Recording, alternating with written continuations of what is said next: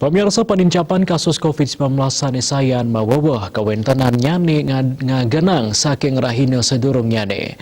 Auditin data Satgas Penanganan COVID-19 Bali nyinahang ring tanggal 16 Januari nelintang wenten pawawahan 319 diri. Dados nyane kasusane katampenin Bali kantos langkungan selikur tali diri.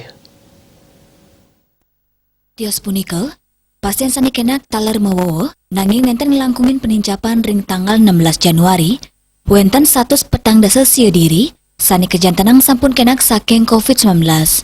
Dados nyani kumulatif pasien sanikenak kantos pelekutus tali diri. Pasien sani padem kuningin mawowo, wenten 3 diri, dados nyani wilangan kumulatif nyani kantos 500 sio diri, luwiri 500 ulung dasa 6 WNI, miwa petang diri WNA. Kasus aktif puniki, kejantanang kantos kali tali diri, wenten langkungan kali tali diri, sani kantun ngelaksanayang perawatan miwah mekarantina. Ipun kerawat ring 17 RS, miwah mekarantina ring Bapelkesmas, UPT Nyitdah, Wisma Bima, miwah BPK Pering.